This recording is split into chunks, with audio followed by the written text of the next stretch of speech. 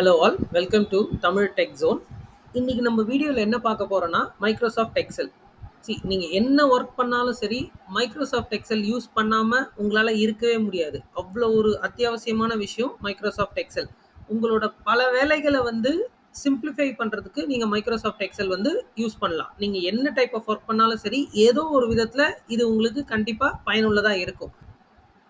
Okay, இப்போ நீங்கள் ஸ்க்ரீனில் பார்க்குறது தான் மைக்ரோசாஃப்ட் எக்ஸல் விண்டோ. இதை நம்ம ஸ்ப்ரெட் ஷீட்னு சொல்லுவோம். இப்போ ஷீட் 1ன்னு இருக்குது இல்லையா, இது ஸ்ப்ரெட் ஷீட்.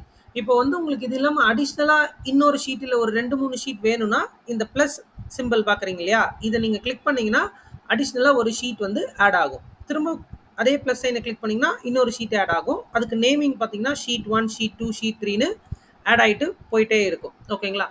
இப்போது இந்த ஸ்ப்ரெட் ஷீட்டில் நம்ம என்னென்ன பண்ண முடியுன்றதை பார்க்க போகிறோம். Very basic level.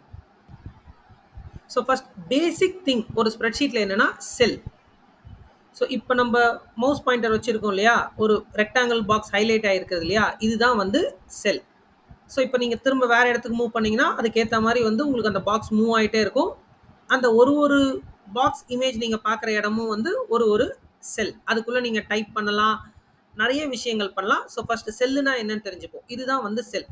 ஸோ இப்போ செல்லுக்கு நேம் இருக்கு. ஒரு செல்லுக்கு ஒரு நேம் இருக்கு. அந்த நேம் எப்படி வைக்கிறாங்கன்றதை நம்ம பார்ப்போம். இப்போ ஃபார் எக்ஸாம்பிள் இந்த ஹரிசான்டலா இருக்கிறத ரோன்னு சொல்லுவோம் எக்ஸல்ல, வெர்டிக்கலா இருக்கிறத காலம்னு சொல்லுவோம். ஸோ இப்போ நேமிங் எப்படி கொடுத்துருக்காங்கன்னா காலம் எல்லாமே ABCDE அப்படின்னு போயிட்டே இருக்கும். அதே மாதிரி ரோ 1 2 3 4 5ன்னு போயிட்டு இருக்கும்.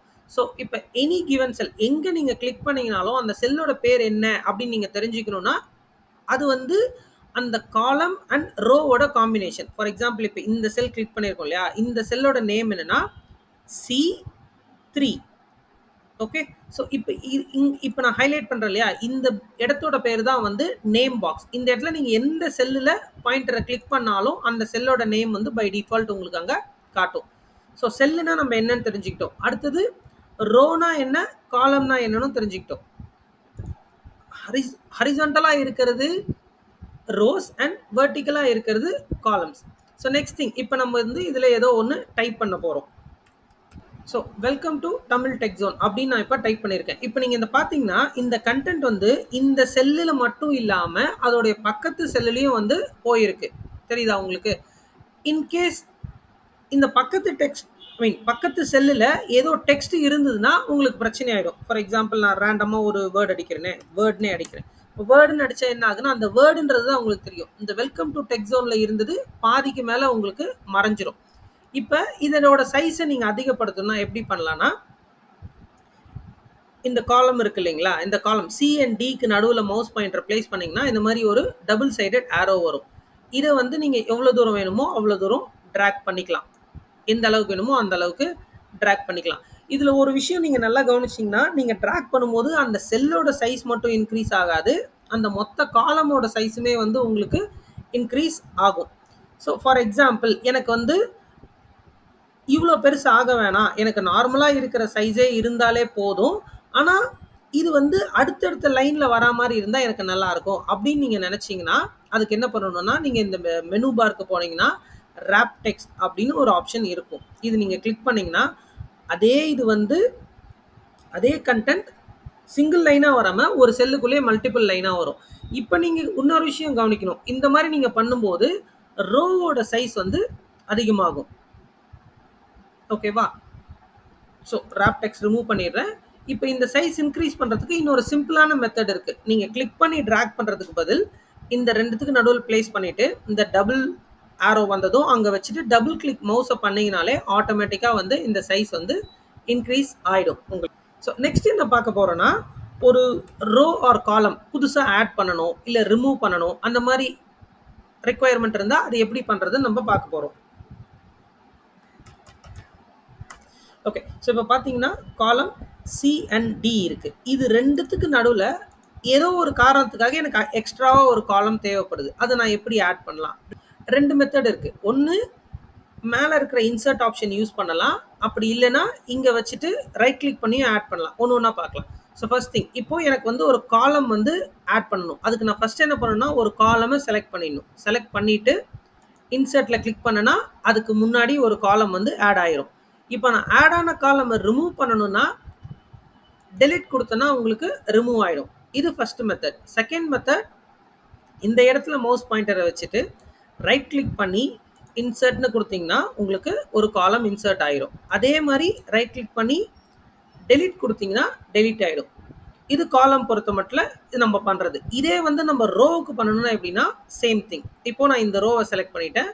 செலக்ட் பண்ணிட்டு இன்சர்ட் கொடுத்தனா ஒரு ரோ இன்சர்ட் ஆயிடும். இப்போ அதை நான் ரிமூவ் பண்ணணும்னா delete கொடுத்தனா ரிமூவ் ஆயிடும். இதே நான் வந்து அங்க மெனுவுக்கு போகாம டைரக்டா கொடுக்கணும்னா ரைட் கிளிக் பண்ணிட்டு இன்சர்ட் கொடுத்தனா இன்சர்ட் ஆயிடும். சேம் திங், ரைட் கிளிக் பண்ணி delete கொடுத்தனா delete ஆயிடும். ஸோ இப்போ இன்னொரு ஆப்ஷன் என்னன்னா, எனக்கு ஒரு ரோவோ காலமோ வேண்டாம், ஒரே ஒரு செல் மட்டும் எனக்கு ஆட் ஆகணும். ஸோ இப்போ இந்த எக்ஸாம்பிள் நல்லா பாருங்க. ரோ 3 அண்ட் ரோ 4ல டெக்ஸ்ட் இருக்கு.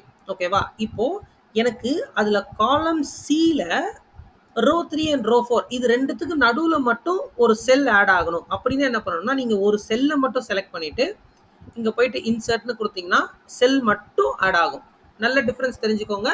ஒரு ரோவை செலக்ட் பண்ணிட்டு கொடுத்தீங்கன்னா காலம் சி, காலம் டி இது ரெண்டுத்துக்கும் இருக்கிற டெக்ஸ்ட்டுக்கு நடுவுல ரோ ஆட் ஆகும். பட் நீங்க ஒரு செல்லை மட்டும் செலக்ட் பண்ணிட்டு இன்சர்ட் கொடுத்தீங்கன்னா ஒரே ஒரு செல் மட்டும் ஆட் ஆகும். ஓகே, ஸோ நெக்ஸ்ட் இப்போ இதுல வந்து ஃபில் சீரீஸ்னு ஒரு ஆப்ஷன் இருக்கு எக்ஸல்ல. ஃபார் எக்ஸாம்பிள் ஏதோ நீங்க ஒரு கண்டென்ட் டைப் பண்றீங்க, உங்களுக்கு வந்து 1 2 3ன்னு டைப் பண்ண ரிக்வயர்மெண்ட் இருக்கு. ஓகே, ஸோ இப்போ நார்மலாக நீங்கள் 1 2 3 4 இதே மாதிரி நீங்கள் அடிச்சுட்டே போகலாம். ஏதோ ஃபார் எக்ஸாம்பிள் ஒரு பில்லிங் பர்பஸ்க்காக நீங்கள் எக்ஸல் யூஸ் பண்ணுறீங்கன்னு வச்சுக்கோங்க. ஸோ இப்போ ஒரு 100 என்ட்ரி நீங்கள் போடணும்னா நீங்கள் இதே மாதிரி என்டர் பண்ணிட்டு போயிட்டே இருக்க முடியாது. அதுக்கு எக்ஸலில் சிம்பிளான ஒரு மெத்தட் இருக்குது. அது என்னன்னா, இப்போது ஒரு நம்பர் நீங்கள் டைப் பண்ணிவிட்டு நீங்கள் மவுஸ் பாயிண்டரை இந்த ரைட் பாட்டம் கார்னர் கொண்டு வந்தீங்கன்னா இந்த மாதிரி ஒரு ப்ளஸ் சிம்பிள் மாறிடும். இதில் வச்சுட்டு இப்போ நீங்கள் வந்து ட்ராக் பண்ணலாம்.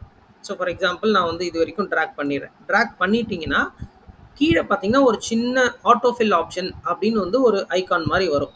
அதில் ஒரு ஆரோ இருக்கும். இதை கிளிக் பண்ணிவிட்டு ஃபில் சீரீஸ் அப்படின்னு ஒரு ஆப்ஷன் இருக்கும். அதை நீங்கள் கிளிக் பண்ணிங்கன்னா உங்களுக்கு fill. So series of numbers ஒரு 1 2 3 4 5 6 7 8 9 10 11. ஸோ இது உங்களுக்கு நம்பருக்கு மட்டும் இல்லை, ஒரு டேட்டுக்கோ இல்லை வீக்குக்கோ மந்த்துக்கோ எதுக்கு வேணால் நீங்கள் யூஸ் பண்ணலாம். ஸோ ஃபர்ஸ்ட் நம்ம வந்து டேட்டுக்கு ட்ரை பண்ணுவோம். ஸோ இன்றைக்கி டேட் வந்து 24/8/2024. ஸோ இப்போ நான் ட்ராக் பண்ண போகிறேன். ஸோ ட்ராக் பண்ணி பார்த்தீங்கன்னா 24 25 26 27 அதே மாதிரி செப்டம்பர் 3 வரைக்கும் வந்து உங்களுக்கு ட்ராக் ஆகிருக்கு. ஸோ இது வந்து டேட்டுக்கு. இதே வந்து நான் வீக் டேஸ்க்கு பண்ணணும்னா again I can do that. இப்போது மண்டே, நான் மண்டேல ஸ்டார்ட் பண்ணுறேன். ஸோ ட்ராக் பண்ணிகிட்டே வந்தேன்னா சண்டே வரைக்கும் என்னால் போக முடியும்.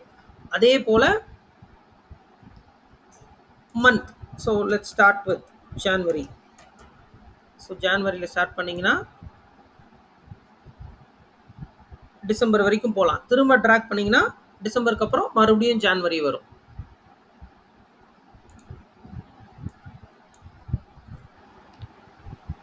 இப்போ ஃபில் பண்ணுறதுல இது வரைக்கும் நம்ம பார்த்தது வந்து டாப் டு டவுன் எப்படி ஃபில் பண்ணுறதுன்னு பார்த்தோம். இதே ஆப்ஷனை நீங்கள் லெஃப்ட் டு ரைட்டும் பண்ண முடியும். அது எப்படி பண்ணுறதுன்னு பார்க்கலாம். ஸோ இதெல்லாம் நான் கிளியர் பண்ணிடுறேன். First thing numbers. ஸோ 1. இப்போ அதே இடத்துல கிளிக் பண்ணிவிட்டு அந்த ஆரோ சேஞ்ச் ஆனதுக்கப்புறம் கீழே நான் இழுக்கிறது பதில் ரைட்டில் இழுத்தனாக்கா நம்பர்ஸ் வந்து ஃபில் ஆகும். சேம் இந்த ட்ராப் டவுனில் கிளிக் பண்ணிவிட்டு ஃபில் சீரீஸ்னு கொடுத்தீங்கன்னா நம்பர்ஸ் வந்து உங்களுக்கு ஃபில் ஆகும். சிமிலர்லி இப்போ டேட்டு கொடுக்கணும்னா 24/8/2024. ஸோ அதே பாட்டமில் கிளிக் பண்ணிவிட்டு ரைட் சைடில் மூவ் பண்ணனா டேட் வந்து உங்களுக்கு ட்ராக் ஆகும். இப்போ இங்கே பார்த்தீங்கன்னா ஒரு சில இடத்துல வந்து உங்களுக்கு வேல்யூஸ் தெரியாமல் இருக்குது. அது என்னென்னா அந்த செல்லோட சைஸ் வந்து நம்பருக்கு ஃபுல்லாக பத்தலை. ஸோ இது மாதிரி டபுள் கிளிக் பண்ணிங்கன்னா உங்களுக்கு ஃபுல்லாக வியூ ஆகும். நெக்ஸ்ட் வந்து வீக் பார்க்கலாம். ஸோ மண்டே இதை நான் அப்படியே ட்ராக் பண்ணுறேன். ஸோ அது ஆட்டோமேட்டிக்காக ஃபில் பண்ணிகிட்டே போகும். அதே போல் month. So same thing track பண்ணுறேன். ஆகஸ்ட் வரைக்கும் போகுது and you can go further. So இதுதான் வந்து எக்ஸல்ல இருக்க ஃபில் சீரிஸ் ஃபர்ஸ்ட் நம்ம வந்து டாப் டு பாட்டம் எப்படி ஃபில் பண்றதுன்னு பார்த்தோம். இப்போ லெஃப்ட் டு ரைட் எப்படி இருக்குன்றத பார்த்துருக்கோம். ஸோ இப்போ நம்ம என்ன பார்த்துருக்கோம்னா எப்படி வந்து கண்டென்ட் ஃபில் பண்ணுறது. ஃபர்ஸ்ட் நம்பர்ஸ் பார்த்தோம், அடுத்து டேட்டு பார்த்தோம், அடுத்தது வீக் பார்த்தோம், அடுத்தது மந்த் பார்த்தோம். ஓகே, ஸோ நெக்ஸ்ட் திங் அடுத்து நீங்கள் தெரிஞ்சிக்க வேண்டியது என்னன்னா ஃபாண்ட் கலர்.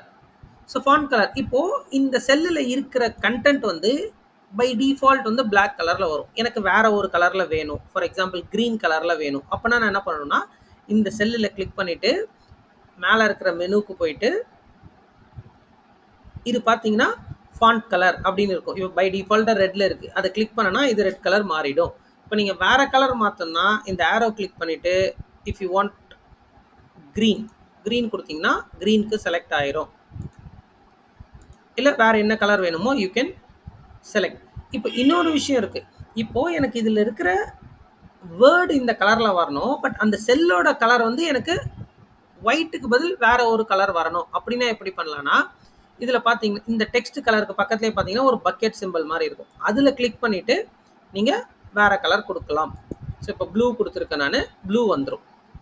ஓகே, ஸோ இது வந்து எப்படி கலர் ஃபில் பண்ணுறதுன்றதுக்கான ஆப்ஷன். அதே வந்து இப்போ டெக்ஸ்ட்லேயே வந்து பார்த்தீங்கன்னா போல்ட், இட்டாலிக்ஸ், அண்டர்லைன் இன்னொரு ஆப்ஷன் இருக்குது. ஃபார் எக்ஸாம்பிள் நான் இப்போ என்டர் பண்ணியிருக்க வேர்டே வந்து இன்னும் ஒரு போல்டாக திக்காக தெரியணும் அப்படின்னா இங்கே போனீங்கன்னா உங்களுக்கு போல்டுன்னு ஒரு ஐக்கான் இருக்கும், அது கொடுத்தீங்கன்னா அது போல்ட் ஆயிரும். ஸோ எனக்கு அது வேணாம், நான் கீபோர்ட்லேயே யூஸ் பண்ணுறேன் அப்படின்னு நீங்கள் ப்ரிஃபர் பண்ணிங்கன்னா கண்ட்ரோல் அண்ட் பி அது ரெண்டுத்தையும் சேர்த்து அழுத்துனீங்கன்னா உங்களுக்கு போல்ட் ஆகிடும். இதை ரிமூவ் பண்ணணும்னா திரும்ப கண்ட்ரோல் பி கொடுக்கலாம், ஆர் இந்த ஐக்கனையே திரும்ப போய் நீங்கள் கிளிக் பண்ணிங்கன்னா அது போயிடும். அடுத்தது இட்டாலிக்ஸ் என்னென்னா நீங்கள் டைப் பண்ணியிருக்க லெட்டர்ஸே வந்து ரைட் சைடில் ஸ்லாண்டிங்காக இருக்கும். ஓகேவா? ஸோ இப்போ இதுக்கு வந்து கீபோர்ட் ஷார்ட்கட் Ctrl+I. அடுத்தது அண்டர்லைன். நீங்கள் எது டைப் பண்ணுறீங்களோ அதுக்கு கீழே ஒரு அண்டர்லைன் வரணும் அப்படின்னு நீங்கள் நினச்சிங்கன்னா you can use this option. Underline கொடுத்தீங்கன்னா ஆட்டோமேட்டிக்காக அண்டர்லைன் ஆகிடும். இப்போ அதை ரிமூவ் பண்ணணும்னா திரும்ப போய் அங்கே கொடுக்கலாம், அப்படி இல்லைனா இதுக்கான கீபோர்ட் ஷார்ட்கட் Ctrl+U. அடுத்தது இன்னொரு முக்கியமான விஷயம் என்னன்னா அலைன்மெண்ட். ஸோ அலைன்மெண்ட் எப்படி பண்ணுறது? அலைன்மெண்ட்னா என்னன்னா இப்போ இந்த செல்லில் பார்த்தீங்கன்னா நம்பர்ஸ் இருக்கிறது எல்லாமே வந்து ரைட் சைடாக உங்களுக்கு இருக்குது, சரியா? டெக்ஸ்ட் எல்லாமே லெஃப்ட் சைட்லேருந்து ஸ்டார்ட் ஆகிற மாதிரி இருக்குது. இதை என்னால் மாற்ற முடியும். எப்படி மாற்ற முடியும்னா இப்போ இதெல்லாம் நான் செலக்ட் பண்ணிட்டேன், இது வந்து எனக்கு எல்லாமே லெஃப்ட் சைடில் வர மாதிரி வரணும் அப்படின்னா ஸோ அகெயின் மேலே இங்கே போனீங்கன்னா அலைன் லெஃப்ட் அப்படின்னு ஒரு ஆப்ஷன் இருக்கும். இதை கிளிக் பண்ணிங்கன்னா எல்லாமே வந்து உங்களுக்கு லெஃப்ட் சைடில் வந்துடும்.